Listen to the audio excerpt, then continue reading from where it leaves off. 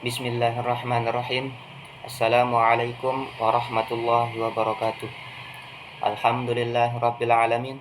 Wassalatu wassalamu ala asrafil anbiya'i wal mursalin wa ala alihi wa sahbihi ajma'in. Amma ba'd. Yang saya hormati selaku dosen pengampu mata kuliah Akhlak Tasawuf, yakni Bapak Samsudin MPD, dan teman-teman sekalian. Hari ini saya akan menjelaskan tentang rangkuman yang dirangkum oleh teman kita, yakni Asma'us Syuhada, yang berjudul buku Tasawuf Study, dan penulisnya Dr. Haji Samsun Nuaiman MAG. Ada 4 poin yang akan kita bahas hari ini. Yang pertama, maqamat dan ahwal. Yang kedua, sufisme dan dalam lintasan sejarah Nusantara.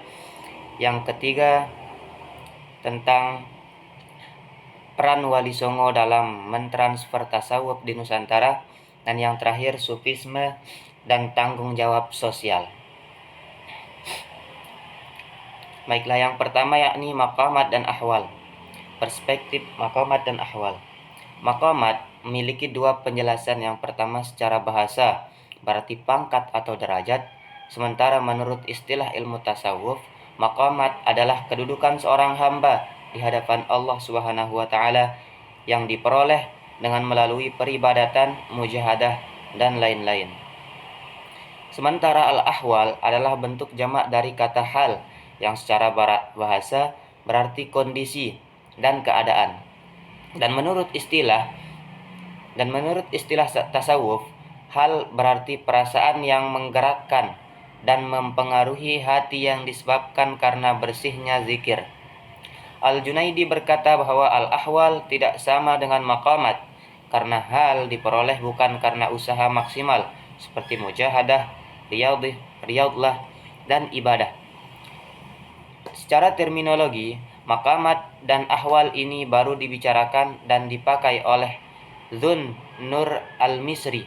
Sementara itu, menurut Abdul Karim Al-Qushairi, pengertian maqamat dan ahwal adalah kalau hal diperoleh tanpa ada kesengajaan atau upaya dan usaha dari seorang, dan dia datang dalam bentuk tersendiri, serta orang yang memiliki hal tersebut dipengaruhi oleh situasi-situasi tertentu.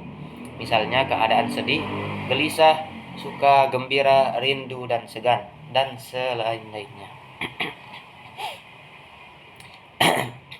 Nah, pembahasan yang kedua yakni tentang sufisme dalam lintasan sejarah Nusantara. Yang pertama yakni awal mula masuknya Islam atau pendekatan sufistik. Di kalangan sejarawan baik dari timur maupun barat mengenai datangnya Islam di Indonesia, memang kenyataannya Islam datang ke Indonesia dengan cara yang damai, tanpa adanya kampanye militer atau dukungan pemerintah. Walaupun ditemukan adanya pandangan beragam mengenai datangnya Islam, dapat dikategorikan ke dalam 2 perspektif.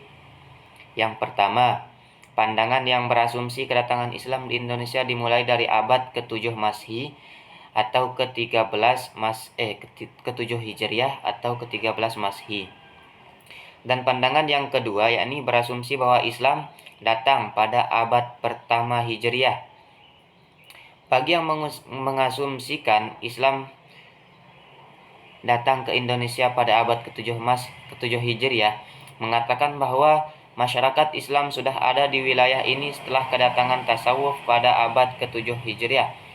Tesis ini diperkuat oleh Johans yang berdalih bahwa keberadaan tulisan-tulisan dan karya sufi dapat mempersatukan umat Islam setelah jatuhnya Baghdad untuk bangkit melaksanakan dakwah dan membawa petunjuk Islam.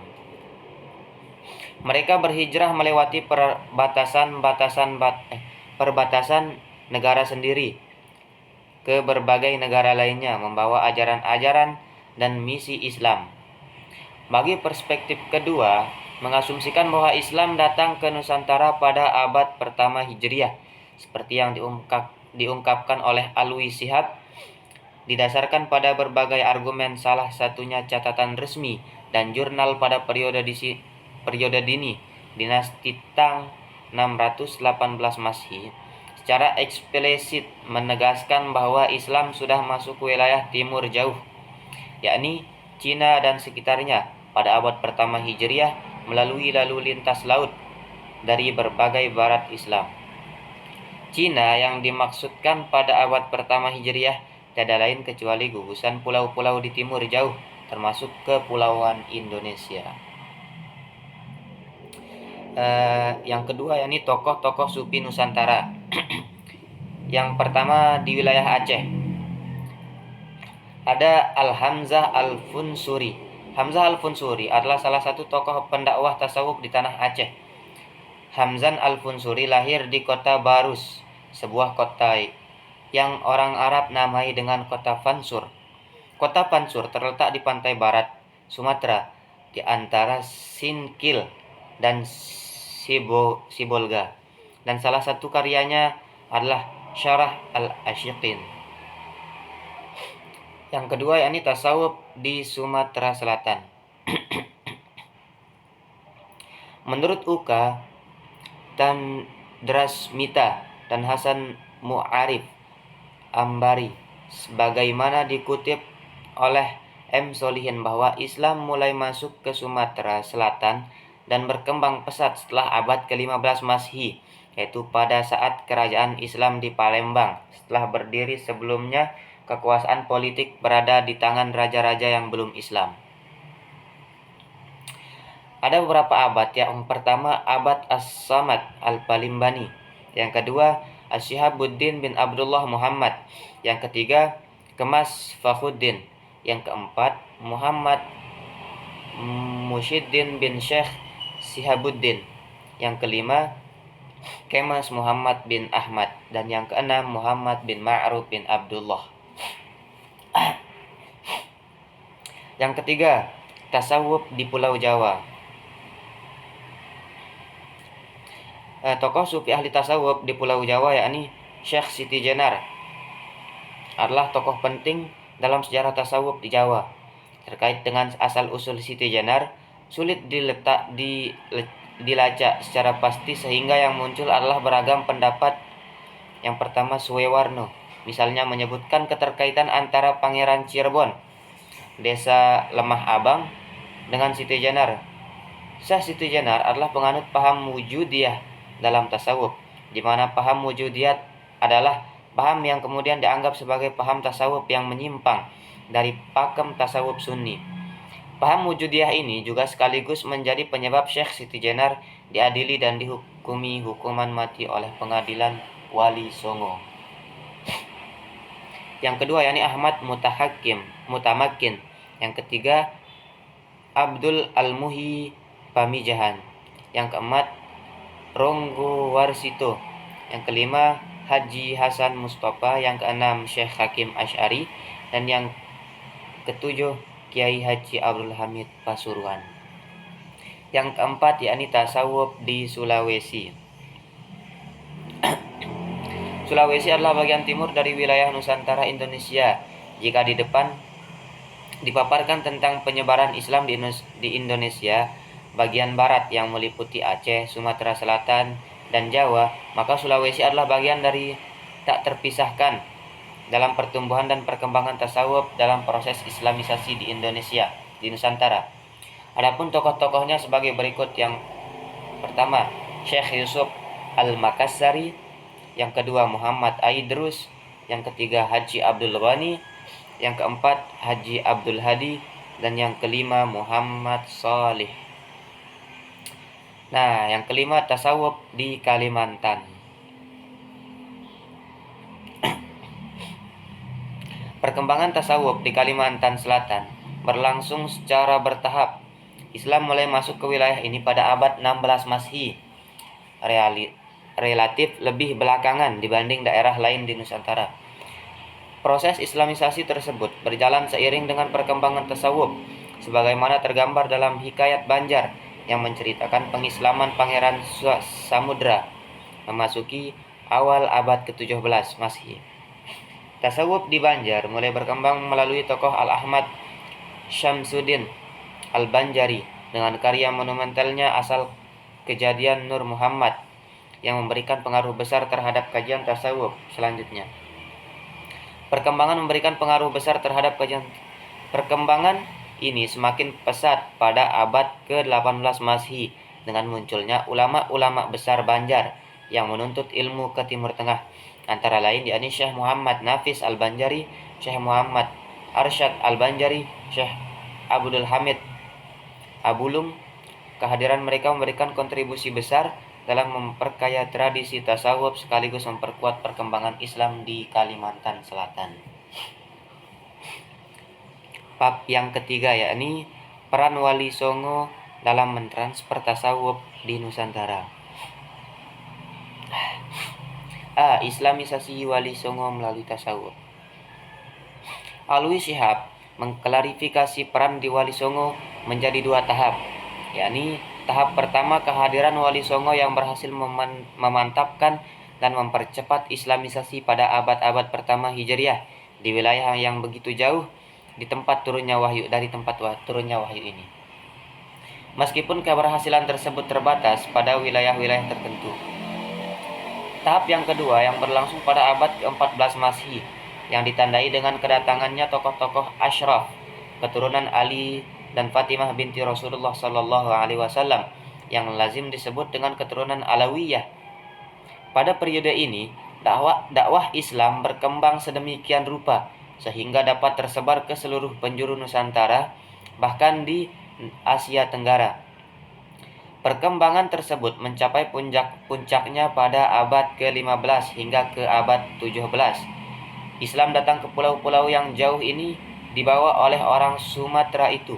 Bangsa-bangsa yang menerima kedatangan mereka memiliki hati yang jernih sehingga datang dengan sukacita menerima ajakan mereka yang menyatakan beriman.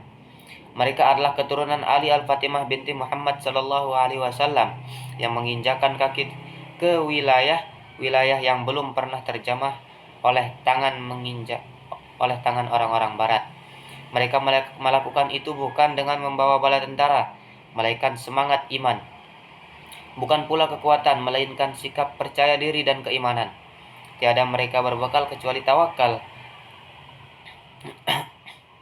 Daerah asal mereka yakni Hadramaut yang dahulu merupakan tujuan hijrah para asyraf generasi pertama. Dari kalangan mereka lahir Imam Ahmad Al-Muhajir, leluhur para pelopor dakwah Islam di Indonesia yang pemikiran-pemikiran keagamaan, mazhab dan konsepsi-konsepsi teologi serta tarekatnya sangat berpengaruh dalam sepak terjang dan perjuangan anak cucunya menyiapkan Islam di kepulauan Indonesia dan sekitarnya. Bab yang keempat tentang sufisme dan tanggung jawab sosial. Kajian terhadap sufisme termasuk tarekat di dalamnya dan terlibatnya perbuatan sosial. Sufisme di tengah modernitas. Berangkat dari asumsi bahwa masyarakat modern sering digolongkan sebagai post-industrial society, yaitu masyarakat yang mencapai tingkat kemakmuran hidup sedemikian rupa dengan kecanggihan teknologi. Manusia modern bukannya semakin mendekati kebahagiaan hidup, melainkan sebaliknya. Mereka saling merasa cemas, tidak percaya diri dan krisis moral akibat mewahnya gaya hidup mariri. Menurut Alwi Shihab, penyebaran Islam yang berkembang secara spektakuler di negara Asia Tenggara khususnya di Indonesia berkat peran kontribusi tokoh-tokoh tasawuf. Hal ini disebabkan oleh sifat-sifat dan sikap sufi yang lebih kompromis dan penuh kasih sayang. Dalam perkembangan selanjutnya ternyata tarekat berperan menjadi pemain utama dan penentu gerakan sosial politik dan ekonomi di Nusantara dari abad ke-17 hingga ke-19. Gerakan tarekat di Indonesia menampakkan partisipasinya membela kepentingan rakyat Semula dengan pondok pesantren, para guru tarekat bertindak sebagai edukator. Tetapi dengan adanya perubahan tatanan politik yang menindas rakyat, pondok pesantren tidak hanya dijadikan area pembinaan spiritual dan agama semata, tetapi pula menanamkan kesadaran cinta tanah air, bangsa, dan bernegara. Ya, mungkin hanya ini yang bisa saya sampaikan dari rangkuman yang dibuat oleh teman kita, yakni Asmaul Syuhada. Untuk kurang lebihnya mohon diberikan tanggapannya. Wassalamualaikum warahmatullahi wabarakatuh.